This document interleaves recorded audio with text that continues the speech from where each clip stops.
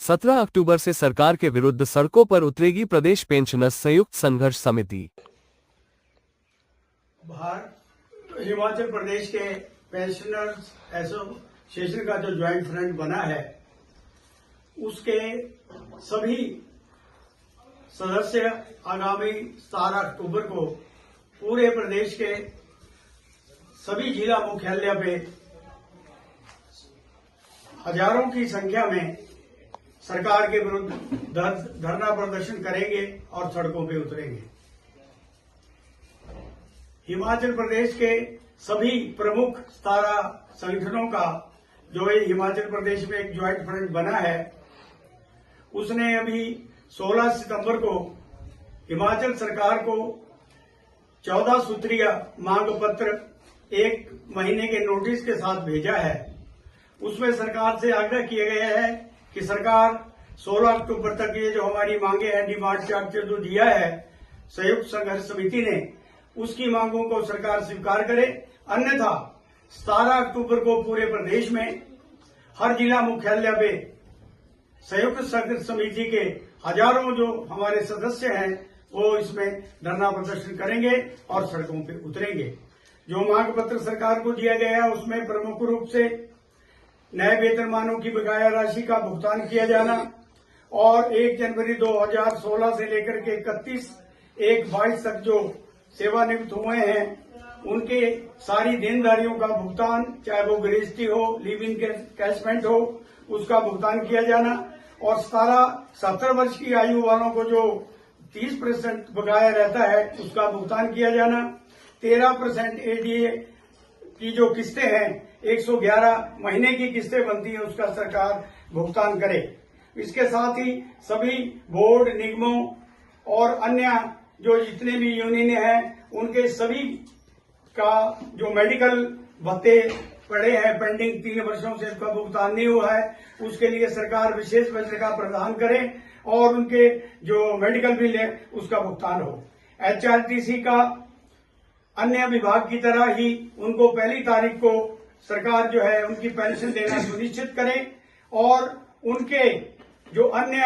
50,000 की किस्तें पूर्व सरकार के समय में मिली थी उसका भी भुगतान हो और जो उनके अन्य मांगे हैं उसको सरकार स्वीकार करे और 70 वर्ष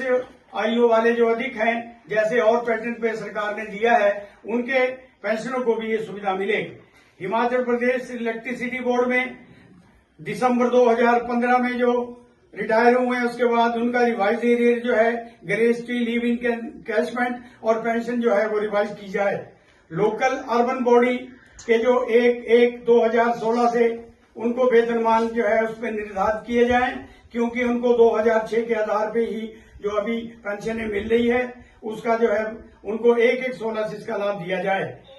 और म्यूनिसिपल कमेटी एक्ट के जो लोकल अर्बन बॉडी है उसका 2006 के आधार पर जो उनको अभी तक पेंशन मिल रही है उसको जो है नए जो स्केल है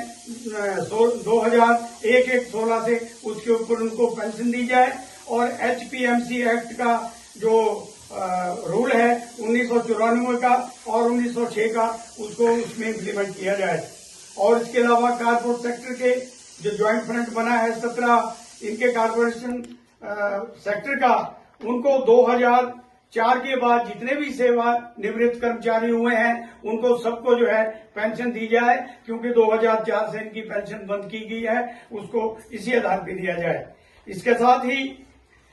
हमारे संयुक्त संघर्ष समिति लगातार सरकार से प्रयास करती रही है कि हमारी समस्याओं का समाधान हो, लेकिन सरकार ने विवश कर दिया है हमें एक्शन लेने के लिए और अब संयुक्त संघर्ष समिति ने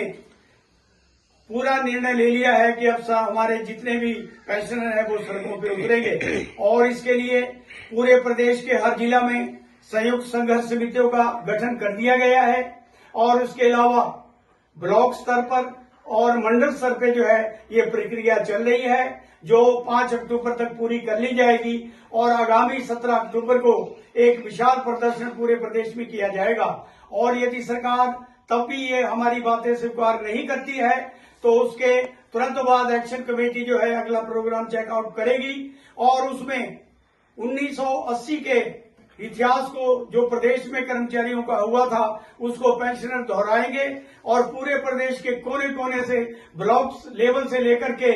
10 से 12 हजार की संख्या में शिमला में जाके सड़कों को जाम किया जाएगा और सरकार के विरुद्ध जो है धरना प्रदर्शन किया जाएगा। सरकार कहती है कि हमारे पास वित्तीय संकट की स्थिति है, तो हमारे लिए क्या वो वित्तीय संकट है? अपने लिए इनके लिए कोई वित्तीय संकट नहीं है। चाहे वो 101 से ऊपर जो है इन्होंने एडवोकेट जनरल बना लिए, दर्जनों सलाहकार बना लिए जिनको कैबिनेट का दर्जा दे करके हर महीने करोड़ों रुपए उसके ऊपर खर्च किया जा रहा है। और इनकी जो मित्रों की सरकार है उनके अपने परिवार के बच्चों को भी विदेशी टूर पे ले जाकर के सरकार जो है इसका दुरुपयोग कर रही है। और हमारे जो पेंशनर हैं, उन वृद्ध जो लोग हैं, उनको जो है उनके अधिकारों से वंचित रखा जा रहा है। इसको किसी भी सूरत में स्वीकार नहीं किया जाएगा और अब के बाद सरकार से है वार पार की लड़ाई होगी।